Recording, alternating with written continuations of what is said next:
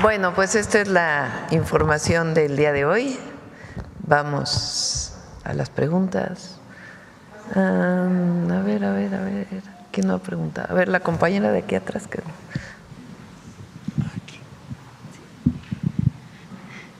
Gracias, presidenta. ¿Sí se escucha? Sí. Gracias, presidenta. Lisbeth Álvarez. Decirle que del 1 al 7 de agosto se conmemora la Semana Nacional de la Lactancia Materna. En ese sentido, pues las licencias de maternidades que dan las empresas no alcanzan para que las madres puedan tener este vínculo con su bebé. También decir que no hay lactarios dignos también para que se recolecte la leche. Saber si va a haber esfuerzos por parte de su gobierno para que las mamás tengan una lactancia digna junto con sus bebés.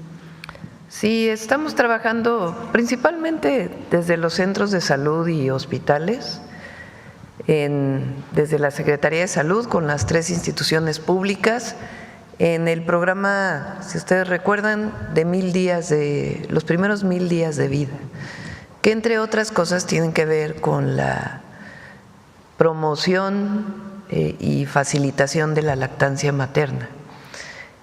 Si gustan, la próxima vez que venga Secretaría de Salud podemos platicar sobre ello y ya va a fortalecerse este programa. Iniciamos evidentemente por la consolidación del IMSS Bienestar y el fortalecimiento de los centros de salud, pero ya hay orientación y promoción para la lactancia materna y facilitación. Adelante. A ver, la compañera que está adelante. Muchas gracias, presidenta. Pues acaba de notificar pues, que hay una orden de liberación de Israel Vallarta. Saber qué opinión tiene al respecto sobre este caso, si considera que hay justicia en este tema o que no se hizo un debido proceso por parte de la administración del expresidente Felipe Calderón y en ese momento que estaba Genaro García Luna. Sí, fue la decisión de una jueza. No sé, Rosa Isela, si nos quieres platicar. Desde que Rosa Isela era secretaria de Seguridad, se estuvo trabajando para su liberación, sobre todo por la tortura que él recibió durante su detención. Rosa Isela, si quieres comentar. No venía preparada, presidenta. Hoy en el gabinete se informó que el Juzgado Tercero de Distrito de Procesos Penales Federales en el Estado de México dictó sentencia absolutoria a Israel Vallarta Cisneros ayer 31 de julio, quien estuvo privado de su libertad casi 20 años, sin sentencia exactamente. Es desde el 8 de diciembre de 2005, fecha de su detención, que enfrentó un proceso penal por su presunta participación en los delitos de delincuencia organizada y privación ilegal de la libertad en la modalidad de secuestro, señalado de formar parte de una banda de secuestradores. Y se llevó por parte de la Fiscalía General de la República en la causa penal 100/2010, que incluye la participación en diversos delitos y pues hubo, imagínense, casi 2 décadas de un proceso penal que ha estado plagado de quejas, amparos, denuncias. Durante el proceso se interpusieron al menos 10 recursos de apelación, se promovieron 6 juicios de amparo, se tiene registro de la interposición de 7 recursos de revisión y 3 quejas. El 8 de junio de 2022, el Comité contra la Tortura emitió un comunicado al Estado mexicano, que es el que se estuvo siguiendo, solicitando garantizar la atención médica y psicológica adecuada e inmediata, tanto de las medidas de protección para evitar represalias por haber presentado una denuncia ante el Comité contra la Tortura, y también aplicar las medidas alternativas a la privación de la libertad. El 9 de julio de 2024, el Ministerio Público de la Federación presentó conclusiones acusatorias solicitando la imposición de una pena muy grande por los delitos que hemos mencionado. Y pues desde la pasada administración, el gobierno federal ha brindado atención permanente a la familia de Vallarta Cisneros, en especial a su esposa, a quien se ha apoyado con las gestiones para recibir atención médica, además de brindarle las atenciones sobre las visitas y demás, llamadas telefónicas, bueno, apoyo, digamos, desde la parte social. Entonces, bueno, pues ya está terminando este proceso penal tan largo, casi pues exactamente en el 2025 se cumplirían 20 años sin sentencia. Eso sería, Presidenta. Sí, más allá de la investigación, que obviamente respetamos la autonomía y el trabajo de la Fiscalía General de la República en este caso, no se nos puede olvidar cómo fue la detención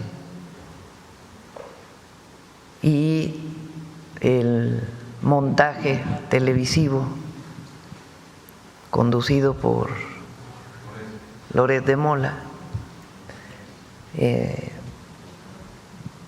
de lo que después fue reconocido como un montaje.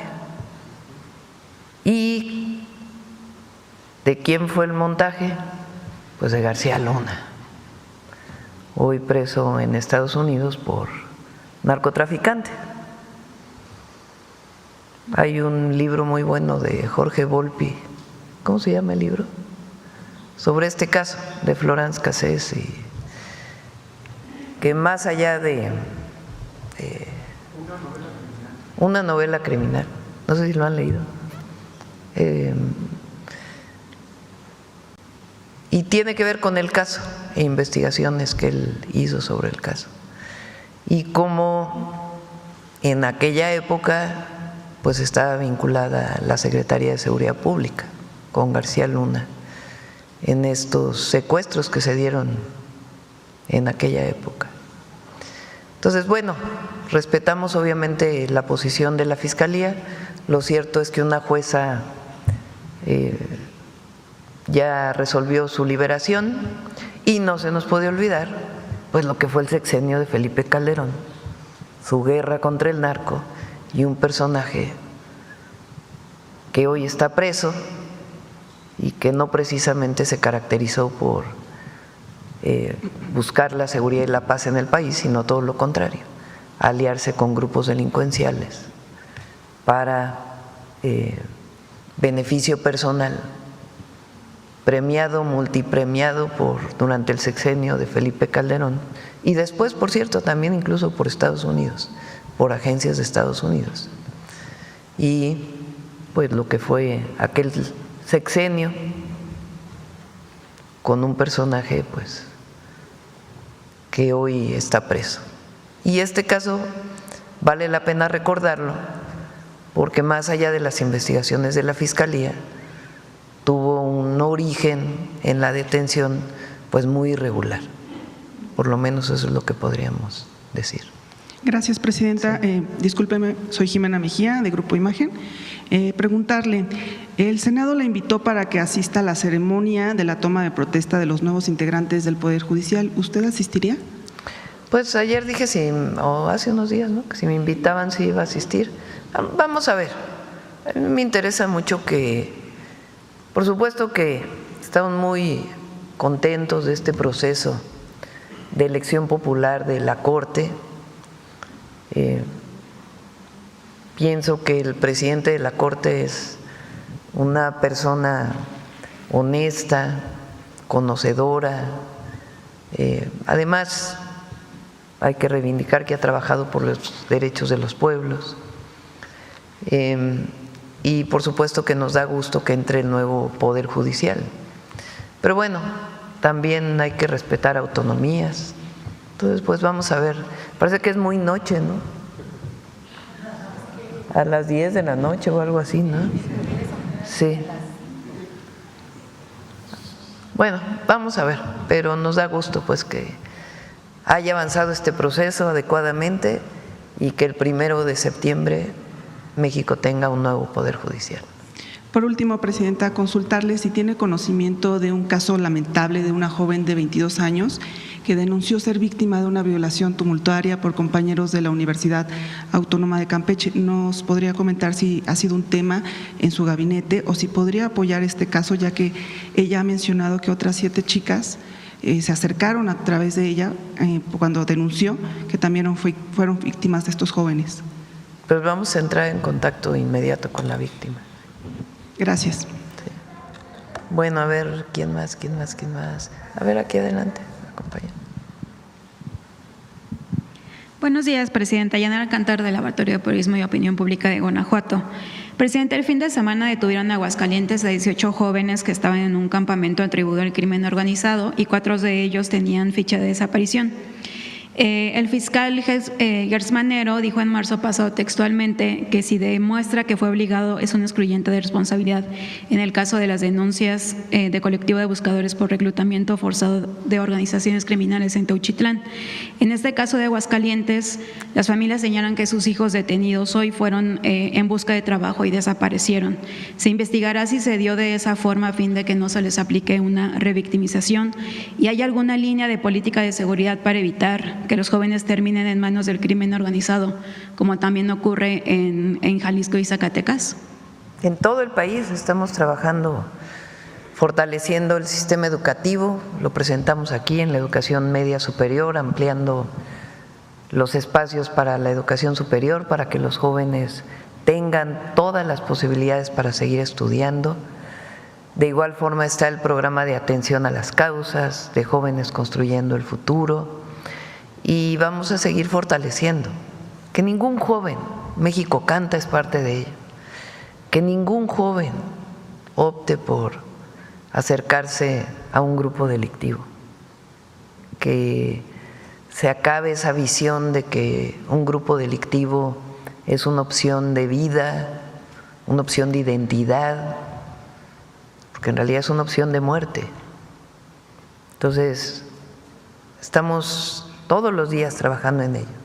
Y además, el Gabinete de Seguridad, particularmente la Secretaría de Seguridad y Protección Ciudadana, tiene un equipo de,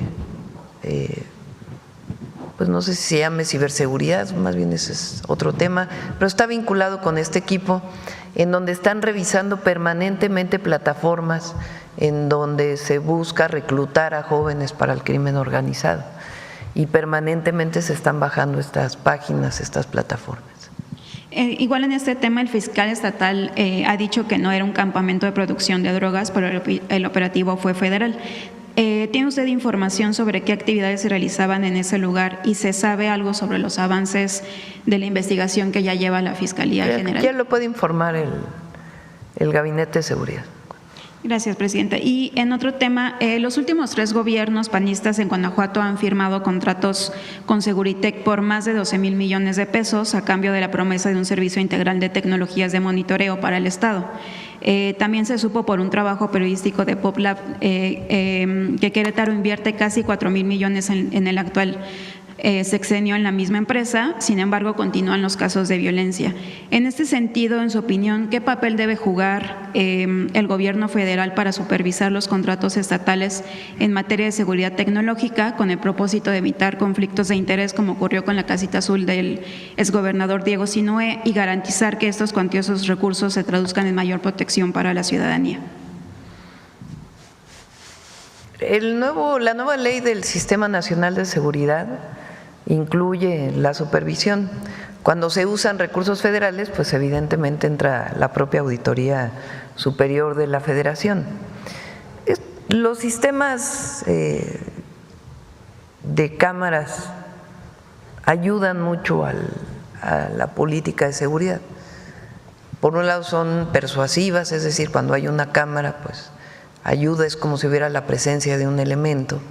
que está vigilando de manera remota, y también el buen uso de los sistemas, en el sentido de quien está viendo las cámaras, cómo debe operar cuando se presenta un acto delictivo o para prevenir los actos delictivos.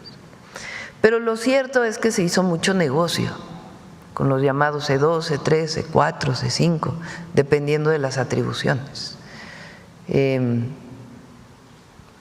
O también es cierto que se presume, se dice que con tener un C5 se resuelve el problema de seguridad y no.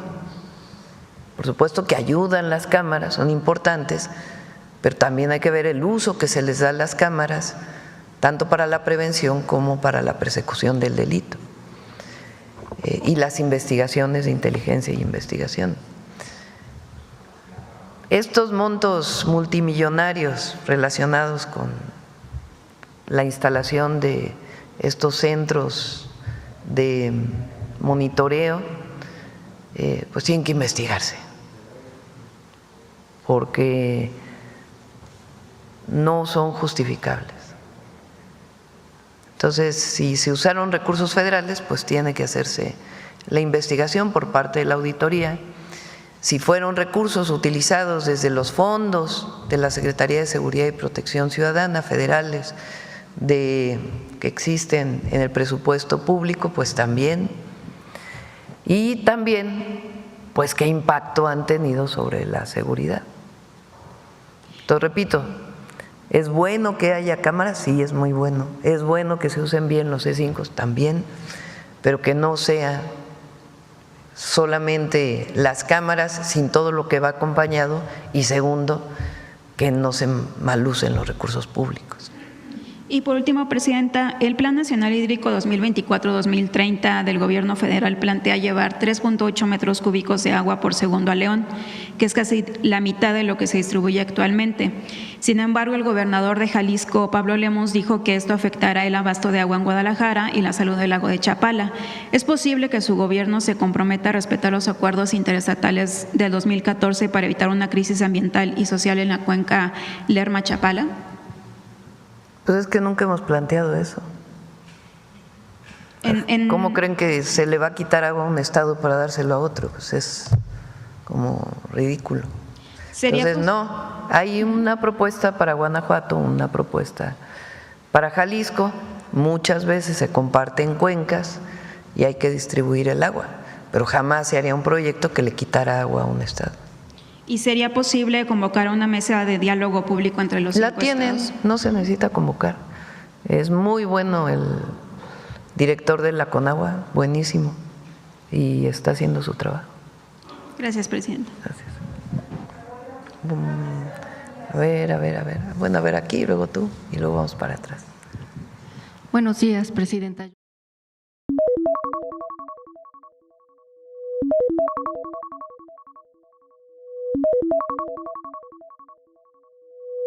Ana Flores, de Grupo ASIR. Nada más para continuar un poco con el tema de Vallarta, preguntarle si como Estado hay algún tipo de, pues no sé, reparación del daño o por estos 2 décadas que estuvo preso sin ninguna sentencia. Ya comentaba la secretaria que durante principalmente el gobierno pasado hubo apoyo a la familia, incluso a él, pero ¿hay algún modo de reparar estos 20 años? Él lo tendría que pedir a partir de un juicio. Hay una ley, que es la ley de víctimas. Bueno, es más largo el nombre de la ley, pero es la ley que protege a las víctimas. Y es muy clara la ley en el sentido de cuándo debe haber un resarcimiento, sea por parte del Estado o por parte de algún particular. Y en este caso tendría que venir un juicio por parte de él, tendría que ser reconocido como víctima desde incluso pues los propios procedimientos legales, y a partir de ahí en todo caso que viniera un resarcimiento del daño. Hasta ahora entendemos que no hay un proceso, ¿sí? No hay. Gracias, Presidenta. Es decir, no es algo subjetivo que la Secretaría de Gobernación decida a quién le da y a quién no, sino el procedimiento legal es muy claro. Gracias. Y en otro tema, preguntarle si tuvo oportunidad de dialogar con la Secretaria de Energía sobre el tema de Iberdrola, que confirma su salida de México. Sí, ellos, incluso hablé personalmente con los directivos de Iberdrola. Ellos tomaron una decisión de dejar el país sencillamente porque han decidido hacer una inversión muy grande en otros países, en Europa particularmente. Ganaron un concurso y han decidido orientar la mayor parte de sus inversiones a este proceso. Esta otra empresa, Cox, tiene años también trabajando en México, es una empresa principalmente de capital español, aunque no solo, tiene su contraparte también en México, y es una compra que hace de los activos de Iberdrola totalmente legal, y es una empresa pues que tiene su reputación en el sector energético. Entonces es una decisión entre las dos empresas y pues tiene que venir todo el procedimiento jurídico, el pago de impuestos, todo lo que tiene que haber por parte de Iberdrola. Pero no fue una decisión relacionada con algún problema que tuvieran con México, sino una decisión empresarial. También hablé con los directivos de Cox, muy comprometidos con la inversión en México y con el desarrollo de distintos proyectos, no solamente de energía en el marco de nuestras leyes y el porcentaje que le corresponde generar a los privados, sino también en otros proyectos de agua y otros temas que ellos desarrollan. Justo le iba a preguntar eso, lejos de esta salida de Iberdrola, ¿se puede ver también como esta parte, pues no sé, positiva, la llegada también de Cox? Sí, es positivo, pues ocurre entre las empresas que toman decisiones. En este caso, pues deciden vender Iberdrola México, los activos de Iberdrola México, los compra una empresa. Hay capital que no solo es español, capital de Europa y capital de Estados Unidos, y pues sí, es una muestra de certidumbre en nuestro país, de confianza y de querer seguir invirtiendo. ¿Le manifestaron alguna cantidad de inversión por parte de Cox en México? Sí, creo que son un poco más de 4,000 millones de dólares que representa esta compra. Ellos están, eso es bueno. Recuerden, aquí platiqué que Iberdrola y otras empresas durante todo el periodo neoliberal ocuparon para generar electricidad un esquema ilegal, que son las sociedades de autoabastecimiento. En México, hasta el 2013, hasta la reforma del 2013, no se permitía que un privado vendiera electricidad a otro privado. En la reforma del 2013 se permite para los grandes consumidores, no para los pequeños consumidores. Pero estas sociedades de autoabasto, inclusive fuera del mercado eléctrico, lo que hacían era generar en un lugar, venderle a un privado en otro lugar, utilizar las líneas de transmisión de Comisión Federal de Electricidad sin pagar. Desde el gobierno del presidente López Obrador se les hizo planteamientos para que se integraran a una forma legal de generación y de venta, que puede ser a Comisión Federal de Electricidad o a través de pues, lo que se quedó de la parte del mercado eléctrico. Ya se estaba en pláticas con Iberdrola, ahora que se ampararon muchos de ellos, para que entraran al proceso pues, legal y dejaran de tener estas sociedades de autoabasto.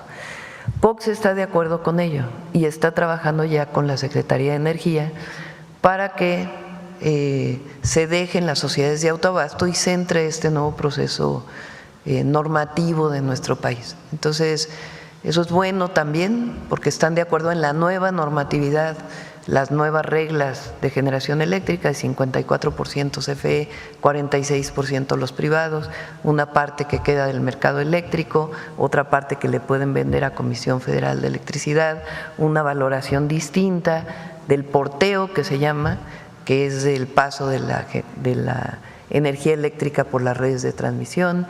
Entonces es muy bueno porque son empresas privadas que están de acuerdo en las nuevas normas de nuestro país y que deciden comprar los activos y además seguir invirtiendo en México. Gracias, presidenta. Y finalmente, en otro tema, ayer hubo en Vasco de Quiroga un bloqueo de vecinos, fueron varias horas y ellos exigen o reclaman que no se han hecho pues trabajos de mitigación que se prometieron por la construcción del tren México-Toluca. Saber si ustedes tuvieron contacto, le corresponde estos trabajos, no sé si a infraestructura, a la alcaldía, gobierno de la ciudad, pero ¿qué solución le pueden dar a estas personas? Se está en comunicación con ellos, hay mucha comunicación, ha habido muchas asambleas de vecinos y cuando son demandas legítimas siempre se atienden.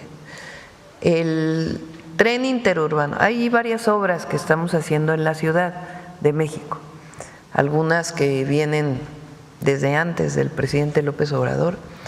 Dos de ellas son el tren insurgente, que hoy se llama, en su momento se llamó el tren interurbano, hoy es el tren insurgente, que va de Toluca a Santa Fe, que ya está funcionando, y la otra parte que es de Santa Fe a la estación Observatorio del Metro. Va a quedar ya completamente terminado en diciembre de este año, ya con sus pruebas. Tuvimos una reunión y pensamos que se puede inaugurar a finales de diciembre o principios de enero. Y ahí, pues, como hay una parte que pasa por la alcaldía Álvaro Obregón, pues he estado hablando con los vecinos, pues para no solo mitigar, sino apoyar a los vecinos en lo que se requiera. Entonces hay muchas reuniones y se está teniendo. Esa es una obra. La otra que también tiene mucho tiempo es la línea 12 del metro hacia el poniente, que también la estamos atendiendo y se va a terminar en nuestro sexenio, además de nuevas obras como el cablebús que informamos hace poco. Muchas gracias. Sí. ¿Quién más? A ver aquí. Vamos, ahora acabamos con esta parte. Gracias, presidenta. El día de ayer lo consideramos en la revista Voces del Periodista un tema histórico y pareciera un tema filosófico, físico, matemático, porque lo que ganamos fue tiempo. 90 días, que no se dice, que se dice sencillo, pero que atrás hay todo un trabajo y hablamos sobre todo, hacemos una narrativa de la alta negociación que está llevando usted con esta responsabilidad de llegar a buen puerto. Ahí viene esa parte editorial que se publica el día de hoy. Mi pregunta tiene que ver, más allá de los comentarios aldeanos que muchos medios tradicionales e independientes se quedan solamente con la mirada de los, incluso no llegan al centro del bosque, se quedan afuerita del bosque. ¿Cómo queda México en relación a los 200 convenios que tiene Estados Unidos comerciales? ¿Cuál es nuestra escala en ese sentido de negociación y de privilegio?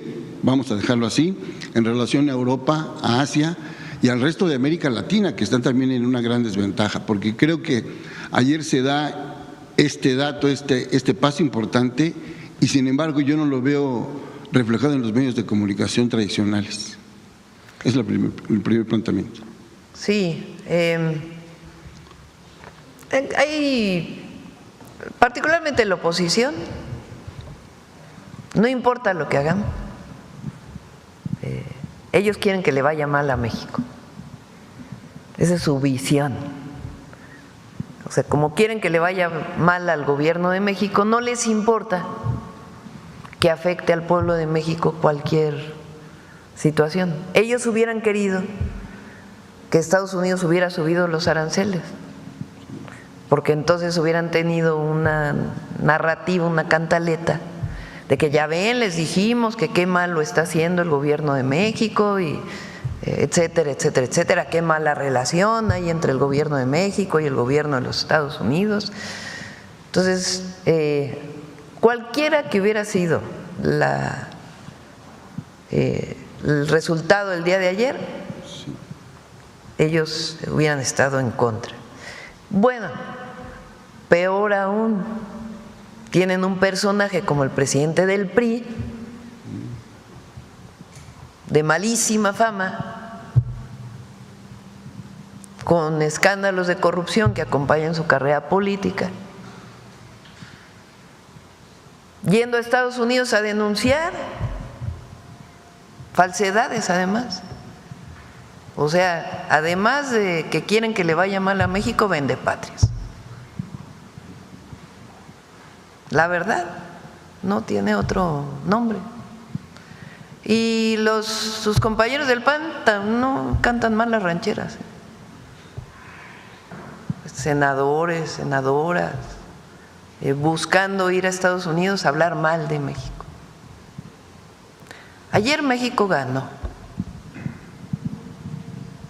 Por supuesto, internacionalmente pues estamos viviendo una situación compleja. Compleja porque pues el presidente de los Estados Unidos, electo por su pueblo, ha tomado la decisión de cambiar el esquema que habíamos vivido hasta el 20 de enero del 2025 en el mundo entero del comercio internacional. Es una decisión tomada por el presidente de los Estados Unidos y que ha sido consistente desde el 20 de enero de cambiar pues el escenario mundial en el terreno del comercio internacional, en una visión que él tiene, más allá de si uno está de acuerdo o no, es una visión que él tiene. En ese marco, pues nuestro país, ¿qué es lo que hemos buscado? Primero, no confrontarnos, defendiendo nuestros principios, porque no hemos cedido en nada que tenga que ver con nuestros principios, buscando una buena relación en distintos temas, manteniendo nuestro proyecto, nuestros principios. Y en ese marco, pues el trabajo que hemos estado haciendo, todo el equipo, en la relación con el gobierno de Estados Unidos, pues nos permite decir que pues somos de los países menos afectados por esta situación. ¿Hay afectaciones? Pues sí hay afectaciones, porque traemos un arancel del 50% en el acero y el aluminio, menor al 25% en la automotriz, porque hay descuentos relacionados con la fabricación de partes en Estados Unidos, en México y en Canadá, y otro, pero finalmente lo que nos afecta a nosotros le afecta a todo el mundo. O sea, el 50% de acero y aluminio es para todo el mundo, el 25% para automotriz pues es para todo el mundo, el de cobre que acaba de poner pues es para todo el mundo, no solo para México. Pero en este marco, ¿qué beneficios tiene lo que hemos logrado?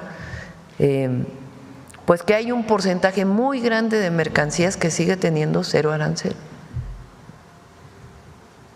que sigue manteniendo las ventajas de tener el tratado Estados Unidos-México-Canadá. ¿Cómo hemos hecho esta relación? Pues como lo hemos dicho aquí, con cabeza fría, entendiendo argumentos de parte de Estados Unidos, dando nuestros argumentos, manteniendo nuestros principios y buscando siempre pues la mejor salida posible. También hay medios que no consideran esto algo bueno, pues porque también buscan el fracaso del gobierno, nomás que se van a quedar con las ganas. Porque no solamente el apoyo popular de nuestro gobierno es muy alto, porque no hemos traicionado al pueblo, sino que además en este marco de dificultades la economía mexicana va bien. Crecimiento del 0.7%, quisiéramos que fuera más, sí, pero el crecimiento del 0.7% pues es de los más altos de muchos países del mundo. Y la visión de largo plazo que tenemos con el Plan México, que estamos desarrollando con la gente y también con los sectores empresariales, para encontrar pues rutas adicionales en nuestro país de desarrollo económico.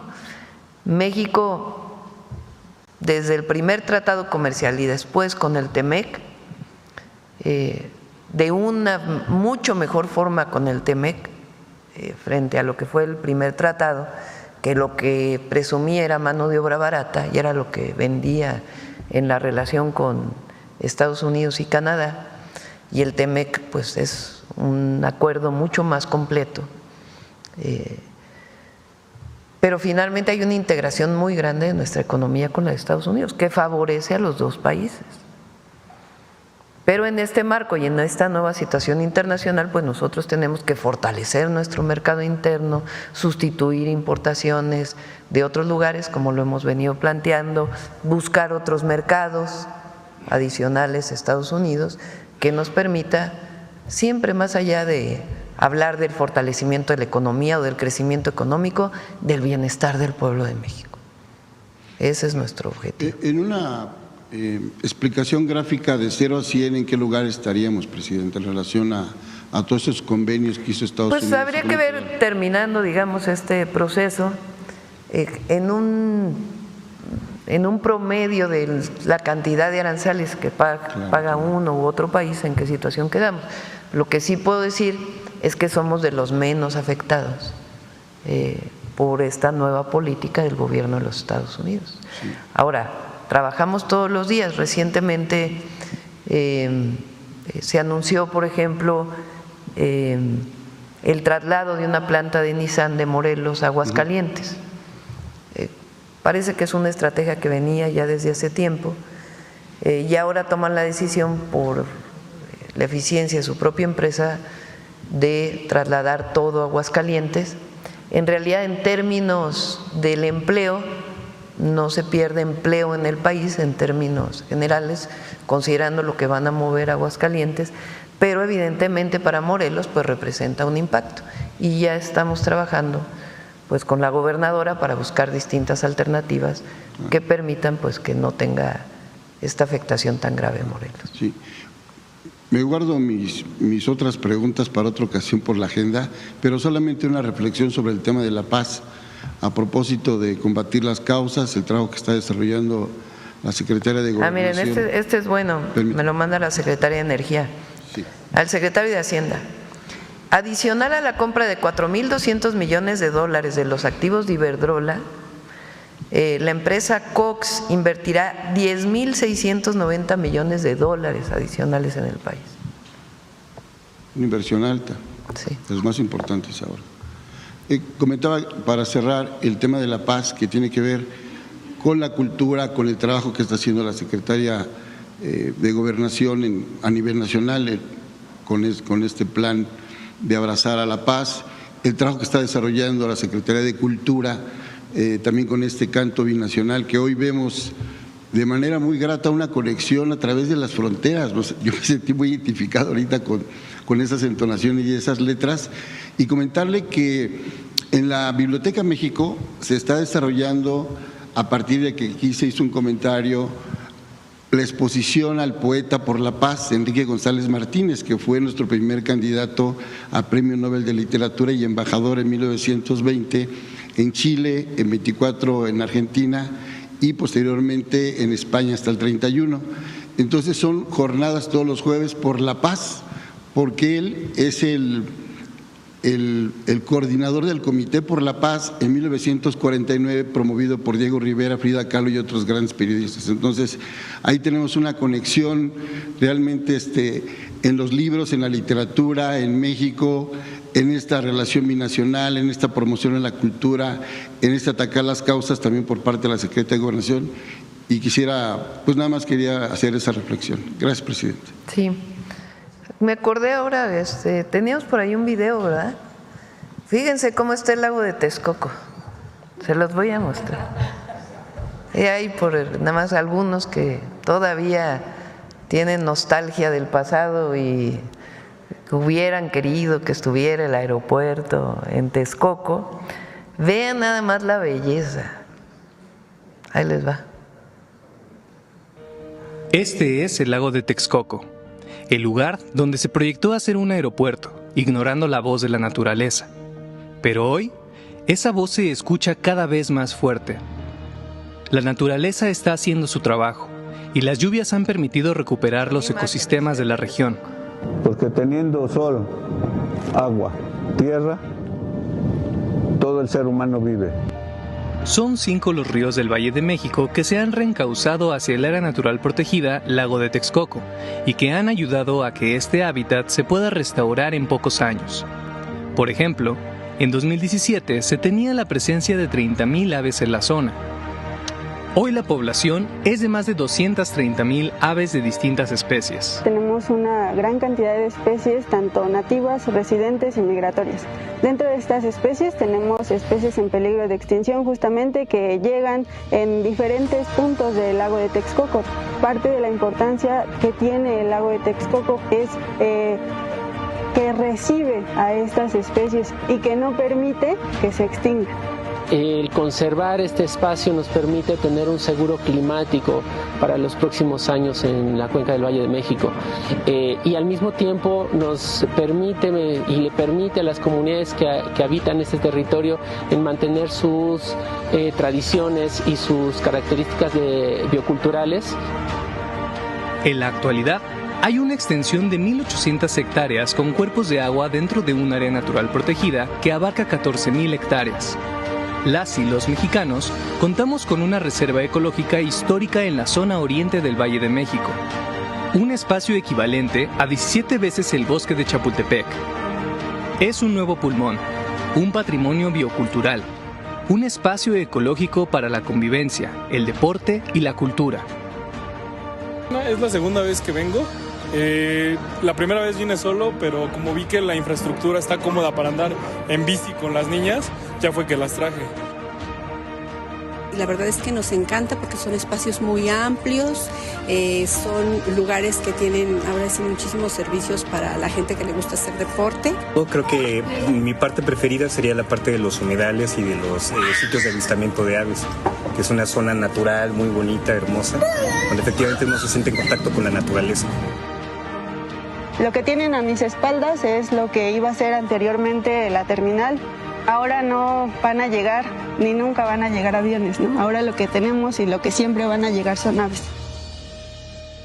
La recuperación del lago de Texcoco y del parque ecológico son acciones de justicia ambiental y social, en beneficio de todas las poblaciones del Valle de México, en particular de las de la zona oriente. Interesante. A ver, los ambientalistas, ¿dónde andan? A ver, vamos por acá. Gracias, presidenta. Muy buenos días a usted y a todos mis compañeros. Juan Fierro, del periódico tiempo.com.mx y puentelibre.mx en Ciudad Juárez. Presidente, el día de ayer el INEGI nos presenta pues un aumento en lo que viene siendo los útiles escolares, las mochilas, zapatos, algo que pues en estas épocas es muy difícil sortear por parte de los padres de familia. Aquí mi pregunta es si contempla Profeco en este caso pues tener una vigilancia permanente en este tema y si podría presentar aquí en cada lunes, al menos durante estas semanas, el quién de los precios a lo mejor de sí, estos me parece escolares. buena idea. De acuerdo. En segundo tema, presidente, acerca de la llamada con el presidente Donald Trump, se han venido a conjugar alguna serie de dudas. La primera de ellas es las acciones que el gobierno mexicano contempla, especialmente en estas medidas no arancelarias que contempla o que anunció el presidente. ¿Qué medidas concretas serían las que estarían resolviendo, presidenta, en este acuerdo? Ellos presentaron diversos puntos, sobre todo, no sé cuál sea la traducción de esta área del gobierno de Estados Unidos que se llama USTR, no sé exactamente cuál sea la traducción, pero es el área que se encarga de la revisión de los tratados y particularmente el Tratado Comercial Canadá, México, Estados Unidos. Ellos tienen una serie de puntos donde dicen que hay, no violaciones, pero problemas relacionados con acciones que ha tomado México frente al tratado. De igual manera, pues nosotros hemos presentado las nuestras, ¿verdad?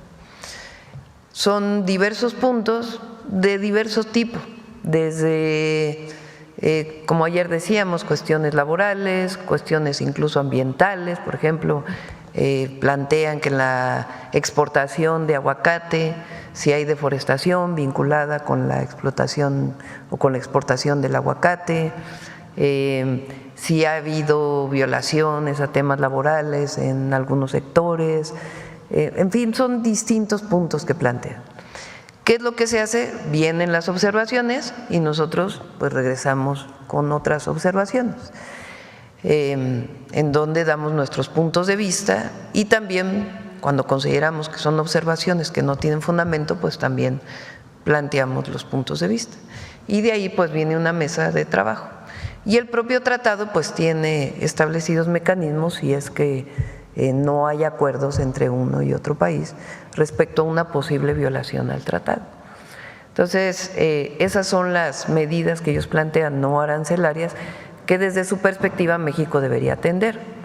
Para nosotros, en la atención de todos estos puntos donde tenemos pues varios meses, pues se les explica qué acciones estamos tomando, en algunos casos donde consideramos que puede ser válida su observación y en otras donde consideramos pues que no es válida su observación y que desde nuestro punto de vista no viola el tratado.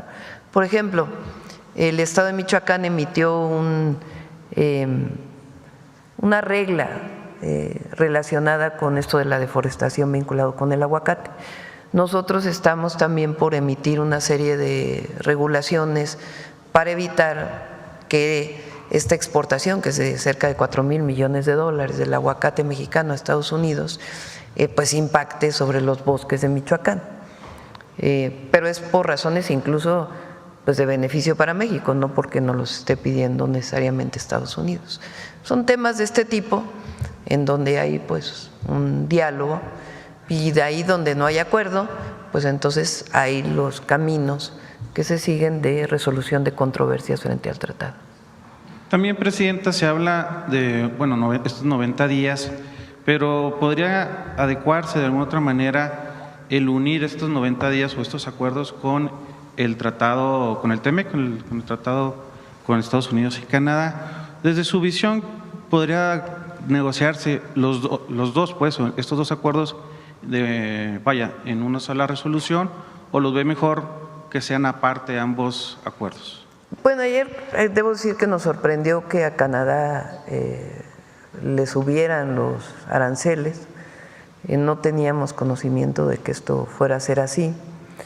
Y bueno, hay tiempo, digamos, para hablar del tratado. Es importante que sepan que en estas conversaciones que se tienen y las conversaciones que he tenido personalmente con el presidente Trump, no hemos tratado per se el tratado, no hemos tratado el tratado, no hemos hablado ya directamente de la revisión del tratado, sino más bien relacionado con los aranceles que han venido ocurriendo a partir del primer momento que tomó posesión el presidente Trump. Y pues ya vendrá el momento, formalmente es en septiembre cuando empiezan a abrirse las mesas de consulta sobre el tratado, que ya entraremos ya formalmente a esa discusión. A nosotros nos parece que debemos permanecer los tres países, que ha sido benéfico para los tres países, y ya vamos a ver pues cómo se desarrollan estas conversaciones. Presidenta, ya por último, el clavista mexicano Osmar logró vencer a los chinos, quienes… sí, tenemos nuestro video para Osmar. Una gran potencia, ¿no? Sí. En este dominio de los clavos. Sí, felicidades. Tenemos su video para Osmar, a ver.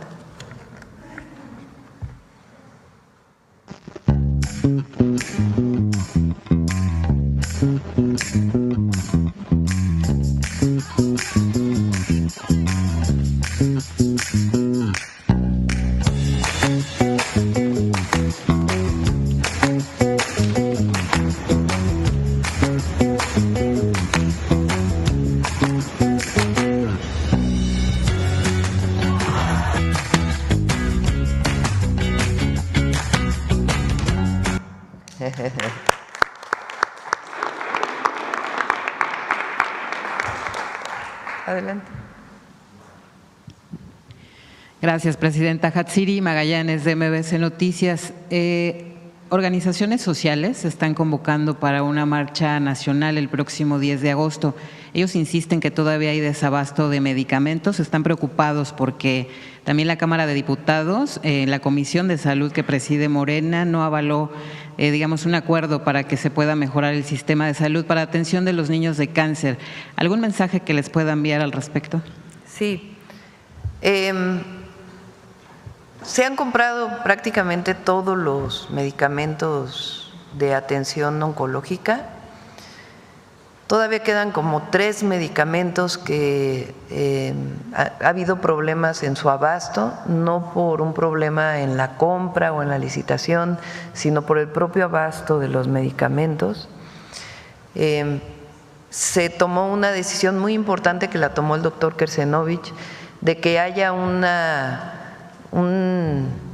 reserva, digamos, un inventario especial para los medicamentos oncológicos, para que si falta en un estado se pueda enviar de manera inmediata, y se está atendiendo.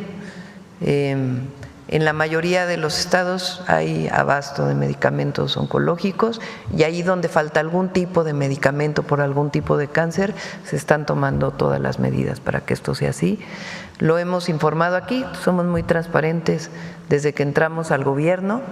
En términos de los medicamentos, hoy se tienen adquiridos el 96% de los medicamentos.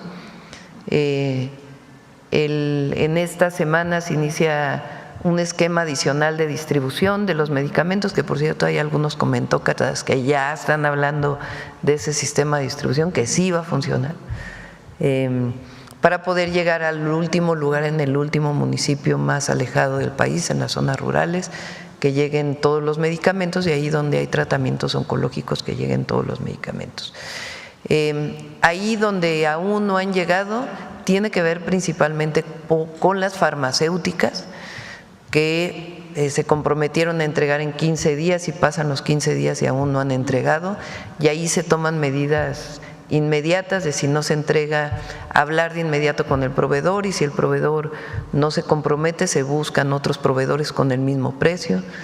Entonces se está trabajando permanentemente, hay un equipo permanente para el abasto de medicamentos, y nosotros pensamos que este mes de agosto va a ser clave para que lleguen todos los medicamentos a todos los lugares del país.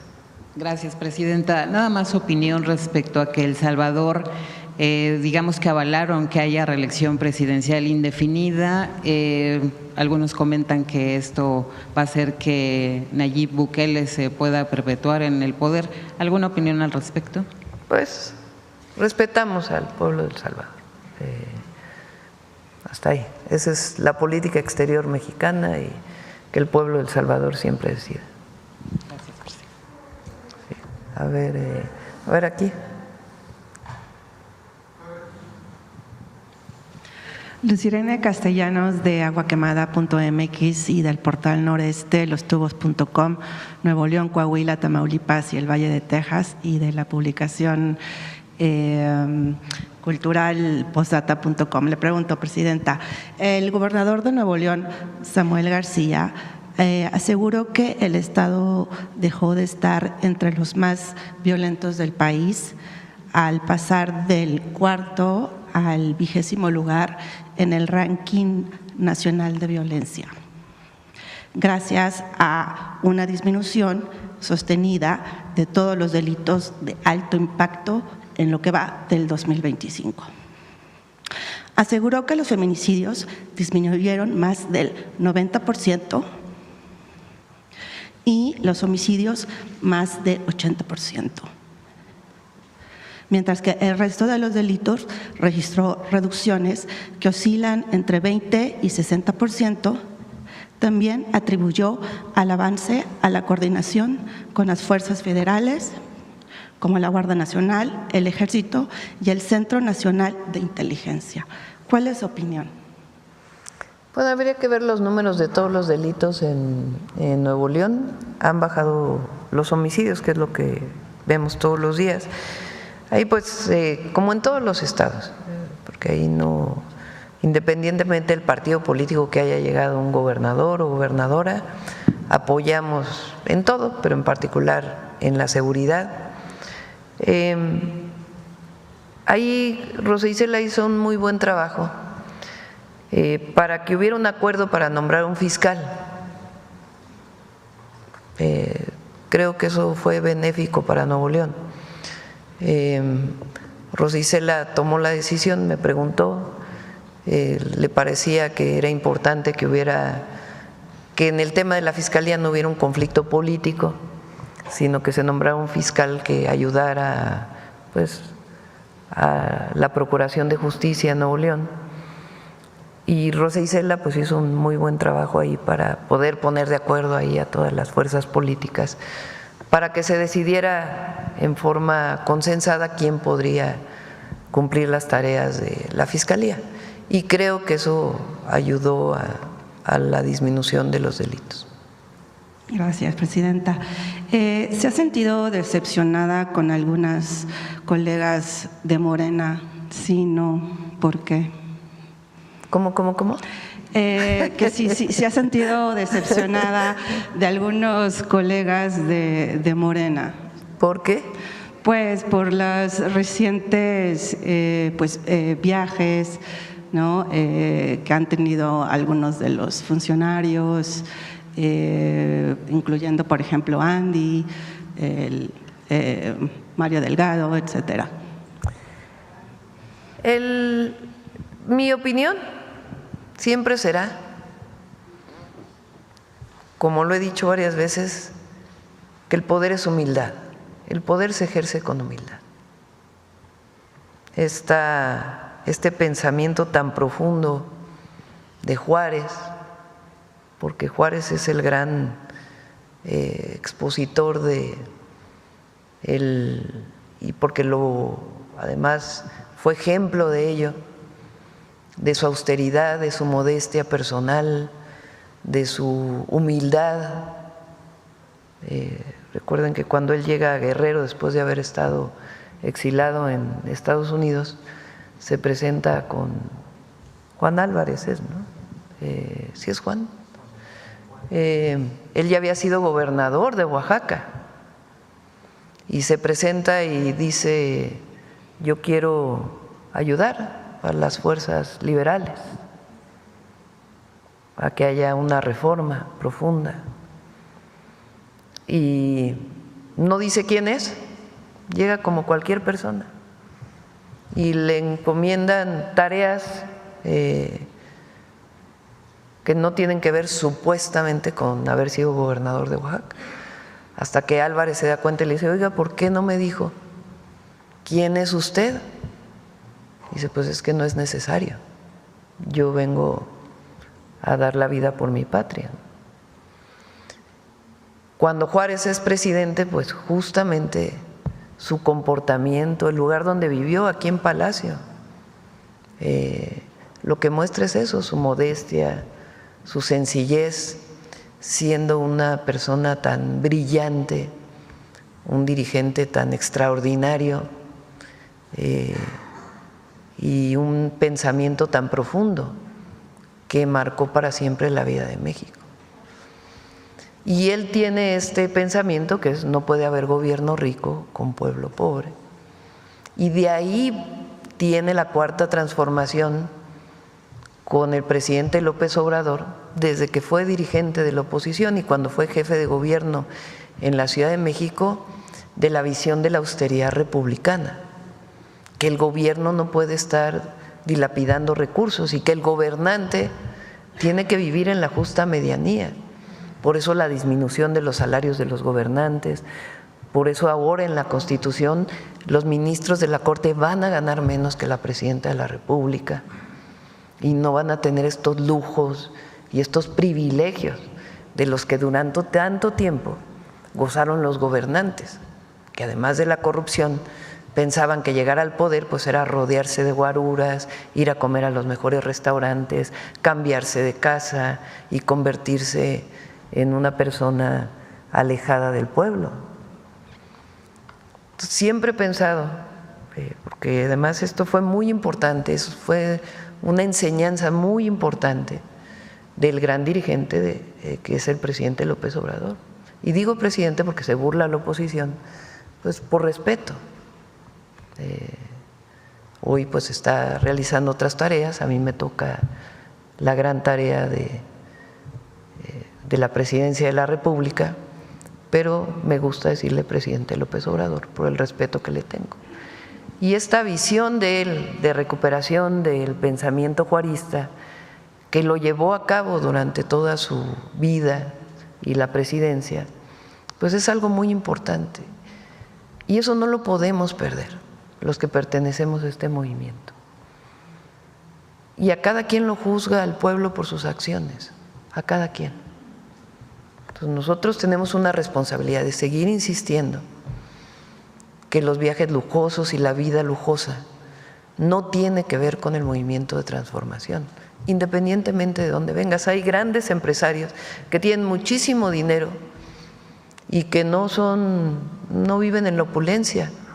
Bueno, el mismo ingeniero Carlos Slim es el hombre más rico de México, durante un tiempo fue el hombre más rico del mundo, y él maneja su vehículo y no vive con grandes opulencias. Es una visión. Hay otros empresarios que presumen sus opulencias, ¿verdad? También. Entonces, no importa de dónde venimos, si nuestro origen es empresario, clase media, o venimos de un origen más humilde, cuando llegamos a un puesto de representación popular o queremos dedicarnos a la política desde una perspectiva de la transformación profunda de México que estamos viviendo, pues tenemos que estar siempre cerca del pueblo, tener los pies en la tierra, no olvidar que nuestra misión, porque es una misión, es disminuir la pobreza, las desigualdades, el bienestar del pueblo. Y para eso no se necesita vivir con lujos, al contrario. La cercanía lo es todo. Pero a cada quien, pues lo juzga el pueblo. Gracias, presidenta. En otro tema, doctora, la inteligencia mexicana tiene detectadas cuántos cárteles existen en los Estados Unidos y cómo operan con el traceo, la venta y el lavado de dinero producto del fentanilo y otras drogas. En el libro los cárteles gringos de J. Jesús Esquivel se mencionan, por citar a algunas organizaciones, a los Brothers, Crips, Florencia 13 y sureños que operan en California, y a bandidos y New Mexico Syndicate de Nueva York.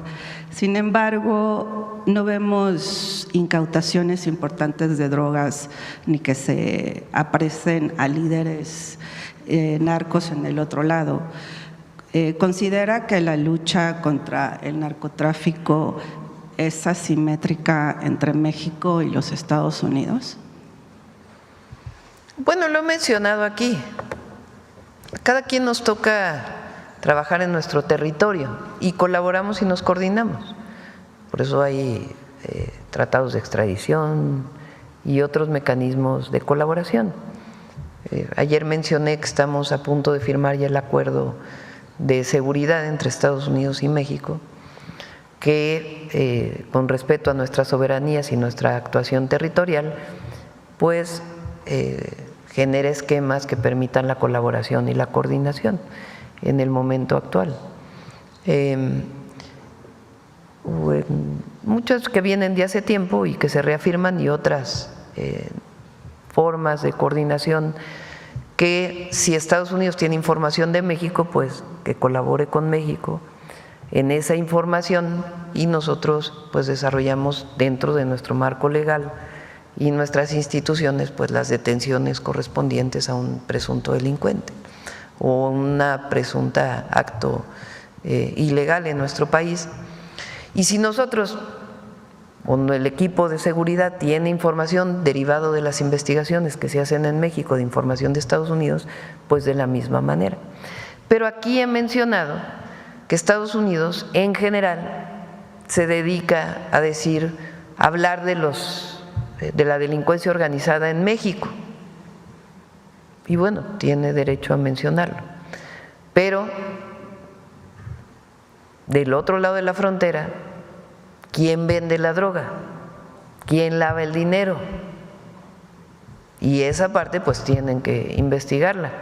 Hace 2 días se detuvieron a 2 agentes de la Agencia de Aduanas y Migración de CBP por haber dejado pasar droga a los Estados Unidos. Entonces, bueno, qué bueno que cuando hay estos delitos más de un funcionario público, pues se atiendan, igual que nosotros lo hacemos en nuestro país. Pero ellos tienen una responsabilidad muy grande del otro lado, porque del otro lado está el consumo. Fíjense que en la llamada del día de ayer con el presidente Trump, no sé si lo mencioné ayer, creo que sí, hablamos de nuevo de la campaña contra el fentanilo que tenemos en México y le comenté que íbamos a iniciar con una campaña contra el uso o el consumo de metanfetaminas y el daño que tiene a los jóvenes y en general a la salud. Y me preguntó si consideraba que estas campañas habían ayudado a alejar a los jóvenes de la droga y le dije que sí. Le platiqué el trabajo que estamos haciendo en las escuelas y estuvo de acuerdo en que además pues, de la persecución de bandas delincuenciales, pues tiene que haber una atención a las causas y particularmente a las adicciones. Claro. Y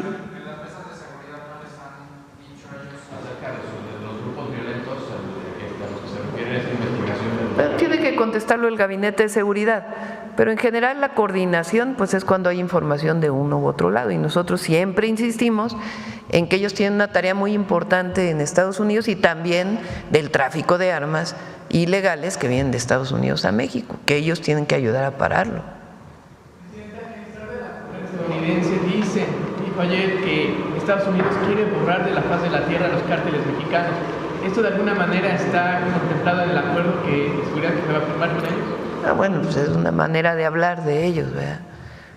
Nosotros, pues en el marco de la ley de nuestra Constitución, hacemos lo que tenemos que hacer para la persecución del delito. Pero no, son formas de colaboración, estas palabras y esta forma de mencionarlo, pues no están establecidos en el acuerdo. Y por último, Presidenta, ya terminó de leer el libro de Elisa Queijeiro sobre la Malinche. Sí. ¿Está de acuerdo con su propuesta de que todos somos Malinche? Que en el nuevo mito de la Malinche es la madre de la patria y que en un nuevo mito nos devuelva una patria con madre. ¿Nos puede adelantar algo de sus conversaciones sobre el tema con Jesús Rodríguez?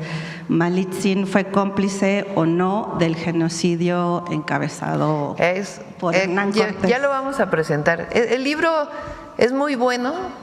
Ella, es interesante, hace una crítica al laberinto de la soledad, de Paz. Hay una parte de este libro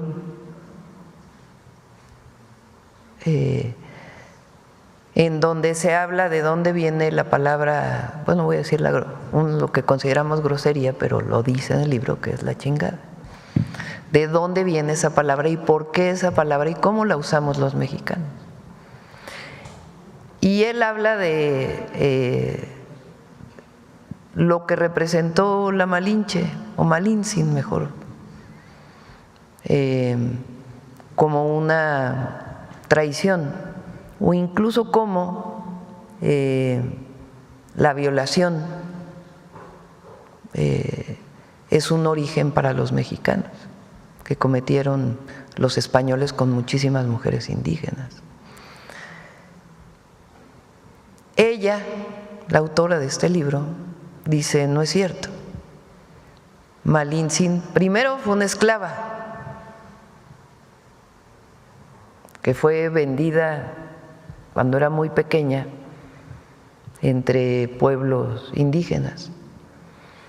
Y después, cuando llega Cortés con sus principales capitanes le entregan a mujeres, entre ellas a Malintzin.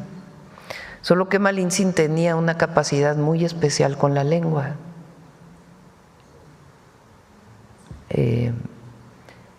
Y fue una gran traductora. El papel de ella, pues es muy importante discutirlo, porque desde mi perspectiva y desde la perspectiva de este autor, de esta autora, viene mucho del machismo.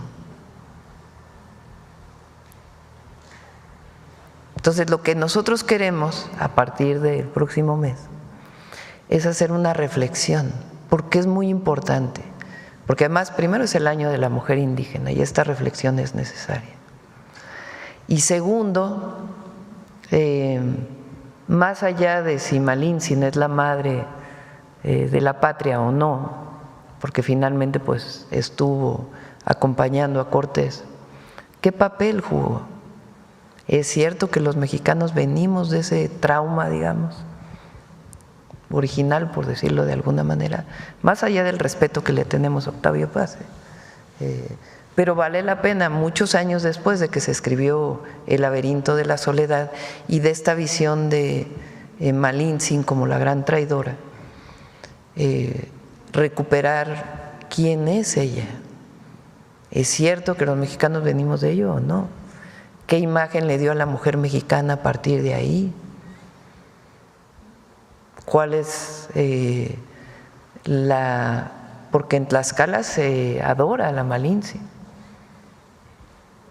Entonces es muy importante para México, para las y los mexicanos, y en particular las mexicanas, que discutamos y debatamos sobre este tema. Ella hace una reflexión muy importante. Al final yo no estoy de acuerdo en muchas conclusiones que ella toma, pero más allá de este libro, es algo que, por ejemplo, Jesús ha estado revisando. Federico Navarrete, que es un gran autor, que ha trabajado sobre el mundo mexica, tiene un texto precioso sobre la lagartija, a ver si recuerdan el nombre, que es como un abuelo. El libro, si lo pueden leer, es muy hermoso, porque es un abuelo que ya con la invasión española o ya con la conquista, pero que vivió de niño como un niño mexica. Entonces ya el abuelo le cuenta a sus nietos cómo era México, o cómo era Tenochtitlan, y cuál era la vida en Tenochtitlan. Huesos de lagartija se llama, que es un libro hermosísimo. Bueno, Federico Navarrete, que ha trabajado tanto el análisis sobre los mexicas, también tiene una reflexión sobre la Malintzin,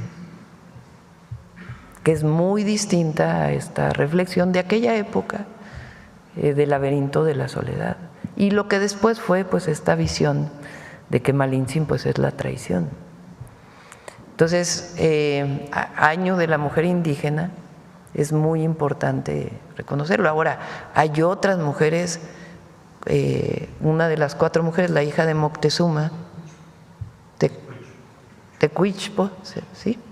Perdón por no recordar el nombre exacto. Ella se casa después con Cuauhtémoc. En la presentación que se hizo ese sábado, ella pues finalmente después es, digamos, sometida, porque hasta cierto punto es así, por los españoles, pero ella participa en la Noche Victoriosa, lo que antes se llamaba la Noche Triste. Ella participa, y después tiene algo hermosísimo, que dice que las y los mexicanos estamos destinados a ser libres. Fíjense, en aquella época, una mujer indígena, hija de Moctezuma, es algo bellísimo. Entonces, pero bueno, regresando a Malintzin, vamos a hacer, ya lo vamos a presentar muy pronto, mesas de discusión, debates, reconocimientos sobre esta figura muy importante de nuestra historia. No, más bien voy a oír, voy a escuchar. Sí. A ver, ¿quién más? A ver, aquí, vamos aquí. Ya son 9:12. Gracias. Ya nos fuimos con él.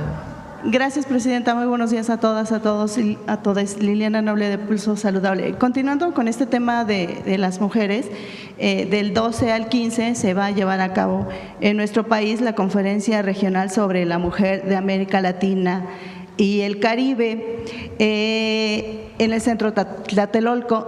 La Secretaría de las Mujeres invitó a los medios de comunicación a que formáramos parte de un taller en donde la CEPAL nos explicó el proceso, en qué consiste la conferencia, la importancia de que se lleve a cabo esta conferencia ahora en México, teniendo al frente a usted como presidenta de México. Quisiera preguntarle, presidenta, en ese sentido, nos daban datos interesantísimos en donde decían que sigue siendo un tema de importancia a nivel mundial, que las mujeres reciben menor ingreso en comparación con los hombres. También hablaban que las mujeres trabajamos más que los caballeros y que recibimos menor ingreso o no recibimos ingreso por algunas actividades que son esenciales para la vida cotidiana de los seres humanos. En ese sentido, presidenta, quisiera preguntarle cuál va a ser su participación de esta conferencia, si va a dar alguna, preguntaban ahí en alguna de las exposiciones que les gustaría escucharla a usted en una conferencia magistral. ¿Esto podría ocurrir? No, bueno, gracias. Para eso hay expertos, para todo hay expertos. Nosotros damos nuestra opinión, nuestra posición. Bueno, recuerden que en la Constitución ya está que no debe haber brecha salarial, que al mismo trabajo debe haber el mismo salario. Pero que es interesante en la encuesta nacional ingreso-gasto de los hogares cómo sigue habiendo una brecha salarial muy importante. Incluso estuvo aquí Graciela Márquez, la directora del INEGI, estuvimos platicando sobre la encuesta y me mostró una gráfica. Fíjense, las mujeres que tienen doctorados, o sea, que tienen posgrado, tienen una brecha salarial mayor con los hombres. Pero también hay brecha salarial en otros niveles escolares. Entonces sí es algo que México tiene que seguir avanzando, aunque las mujeres deben ganar lo mismo que los hombres. Eso por un lado. Y por otro lado, pues el reconocimiento de la doble jornada que realizan las mujeres, o que realizamos las mujeres, que trabajamos doble por lo menos, ¿no? Y que pues debería compartirse el trabajo del hogar. Esto ha generado mucho debate. Por supuesto que hay mujeres que se dedican a su hogar y tienen que tener todo el reconocimiento. Por eso en las asambleas, cuando digo esto que dijo un cómico de que había llegado una ama de casa a Palacio Nacional, siempre digo, pues a mucho orgullo soy ama de casa, soy abuela, soy mamá y también soy comandanta suprema de las Fuerzas Armadas. Porque no está bien que nadie hable mal de una ama de casa, porque es mucho trabajo y representan mucho. Ahora, lo que nosotros queremos es que las mujeres que quieran dedicarse al hogar, pues que lo hagan con todo gusto y dedicación, pero que aquellas que quieran salir a trabajar, pues también lo puedan hacer, y por eso es el llamado sistema de cuidados. Y en particular nosotros estamos desarrollando los centros de educación y cuidado infantil, que queremos llegar a 1000 en todo el sexenio, para que las mujeres podamos dejar a nuestros hijos bien cuidados en un centro de atención, lo que llamábamos guarderías, para poder desarrollar nuestro trabajo y poder tener un ingreso también y autonomía económica, y que no sea por una obligación que tenemos que quedarnos en la casa. Eso no tiene nada que ver con que amemos a nuestros hijos, a nuestros maridos y a nuestra familia. Y el programa el programa de bienestar 60-64 de mujeres para mujeres tiene el objetivo de reconocer ese trabajo que hemos hecho las mujeres durante tantos años, pero al mismo tiempo seguir haciendo conciencia de que los varones pues también les toca una parte del trabajo del hogar.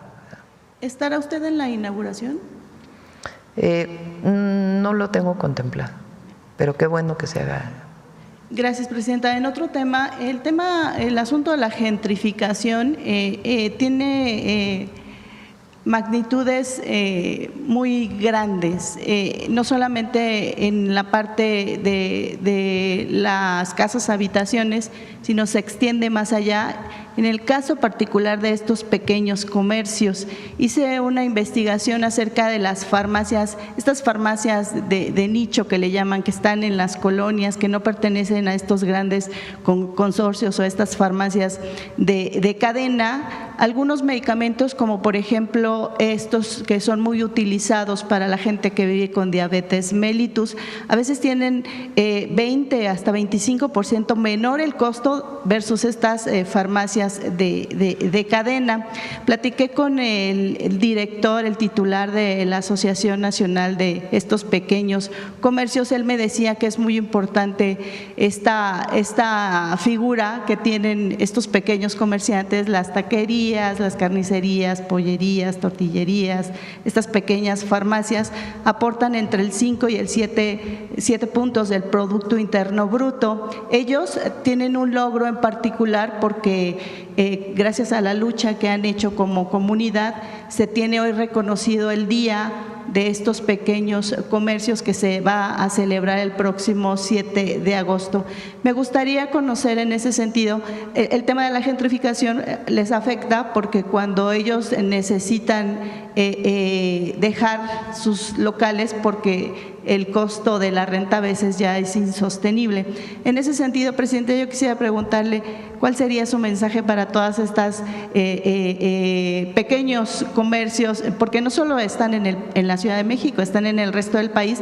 Platicaba con algunos tenderos de Juchitán particularmente y ellos me decían que este tema del autoabasto a veces les pega porque les ofrecen estas sociedades de autoabasto la electricidad a costos elevados en donde ellos de pronto no pueden pagarlo. ¿Cuál sería su mensaje, Presidenta? Pues yo pienso que deben permanecer estos pequeños negocios. Hay otros casos también, no solamente en farmacias, ¿no? Sí. De grandes cadenas que van suplantando al pequeño negocio. Y pues ya le dejamos ahí a la Secretaría de Salud para ver de qué manera puede apoyárseles. Bien. Y finalmente, Presidenta, el pasado mes, en representación de la Secretaría de Salud, el subsecretario Ramiro López Elizalde estuvo en compañía de la Asociación Civil Sin Fines de Lucro Salud Justa MX en Irlanda, recibiendo el reconocimiento de Filantropía Bloomberg por las acciones tan atinadas que ha hecho México en contra y aportando para que se cumpla el convenio marco para el control del tabaco. ¿Cómo considera usted que se posiciona México en el resto del mundo al recibir este tipo de reconocimientos a nivel mundial? Pues es algo que viene de tiempo, ¿no? Yo creo que es muy bueno que se haya prohibido los anuncios relacionados con el tabaco, porque pues, cualquier cosa que hace daño a la salud. Siempre tiene que haber información, pero es bueno porque ha disminuido mucho el tabaquismo en México a partir de estas campañas. Entonces, pues me parece bien. Bueno, ya vamos a acabar porque ya son 9:20. Finalmente, Presidenta, solo un dato adicional para entender un poco este tema de las sociedades de autoabasto.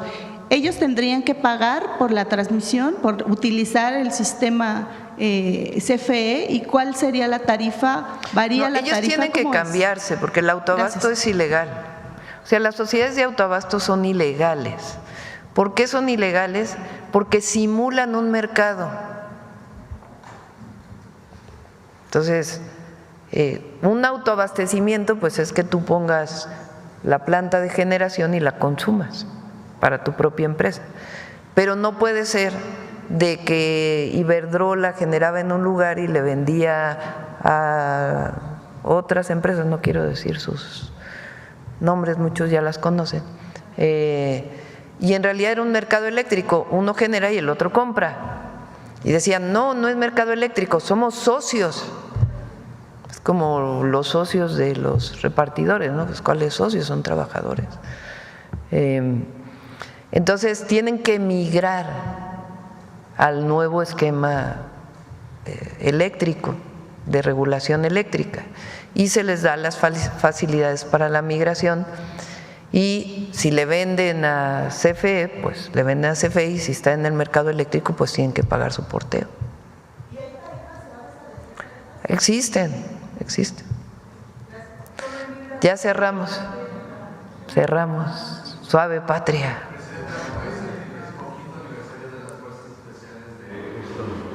Usted como comandante de las Fuerzas Armadas, ¿qué mensaje les mandaría? Al ejército siempre mi reconocimiento, mi cariño, es una gran institución la Secretaría de la Defensa Nacional. Ahora que estuvimos en el hospital, más allá de la parte de seguridad, en el hospital de Zaragoza, que ya se va a abrir del IMSS, que se dañó con el sismo del 17 y desde apenas lo vamos a inaugurar, porque fue muy complicada su demolición, tardó mucho tiempo y después un proceso constructivo muy tardado. Los ingenieros militares hicieron el hospital y no solamente pues con toda la dificultad estructural para construir en un suelo tan difícil como ese de Iztapalapa, sino que además ellos hicieron todos los muebles del hospital. Parece algo menor, pero habla de lo que es una institución tan completa, desde los ingenieros militares y su creatividad hasta las fuerzas especiales y la Guardia Nacional y la Fuerza Aérea, los mejores pilotos de México. Bueno, vamos con Suave Patria. Con su permiso, Presidenta. Keaku Neywarutsi. Muy buenos días, Presidenta. Keaku Yunaite, desde Palacio Nacional. Les acabo de saludar en la lengua wixárika o huichol, como muchas y muchos de ustedes lo conocen, una lengua que se habla en los estados de Durango, Nayarit y Jalisco. En estas tierras hay danzas que al ritmo de los pasos cuentan historias, enaltecen nuestro espíritu y nos recuerdan nuestras raíces.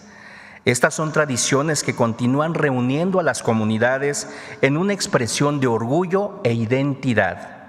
Hoy hacemos un homenaje a la lucha, al valor, pero sobre todo al apoyo mutuo. Como cada semana en Suave Patria, vamos a conocer un poco más de nuestro hermoso México. Con su permiso, Presidenta, y desde el hermoso estado de Jalisco, les compartimos la siguiente cápsula.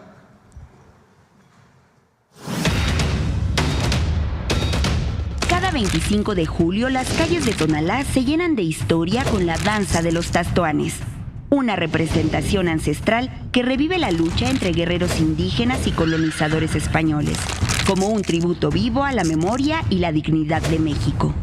Caracterizo el personaje de Tastoán, que cuando me pongo la máscara, pues es una adrenalina muy fuerte. Las máscaras que mezclan rasgos humanos y animales transforman la danza de los tastoanes en un ritual cargado de emociones. Pues sí, me da mucha felicidad, es bastante la adrenalina que sientes, es algo muy bonito. Guiados por el ritmo de la música, los danzantes se enfrentan en distintas jugadas. Aunque en sus inicios esta era una tradición dominada por hombres, hoy cada vez más mujeres se suman, unidas por el impulso de lucha y resistencia. Cuando salió la primera vez, la primera jugada, no, la verdad no me quise animar, porque yo lo veía como cosa para hombres nada más.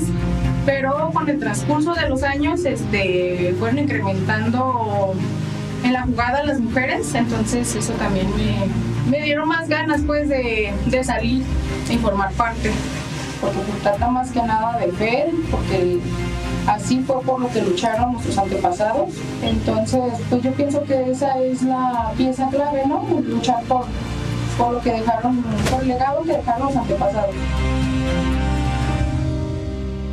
Y para mantener viva la lucha digna de su pueblo, cada año, Tonalá espera la danza de los tastoanes como una cita sagrada con la memoria.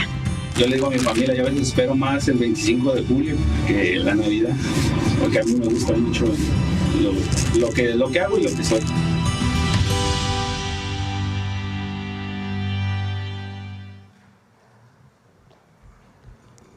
Hermoso la danza de los tastoanes. Honra la historia y la cultura de la región, representa un colorido despliegue de atuendos tradicionales, música, danza y simbolismo. Esta danza es un claro ejemplo de la integración y el papel que juegan las mujeres en nuestro país. Desde este lugar, agradecemos a todas y a todos los que forman parte de esta tradición, hoy reconocida como Patrimonio Cultural Inmaterial de la Humanidad por la UNESCO. Porque como comunidad seguimos conservando y valorando nuestra historia y nuestra cultura. Por eso la danza de los tastoanes representa la resistencia de mujeres, de hombres, pero sobre todo es un valor heredado por el pueblo de México, Pampariyutsi. Muchas gracias. Gracias.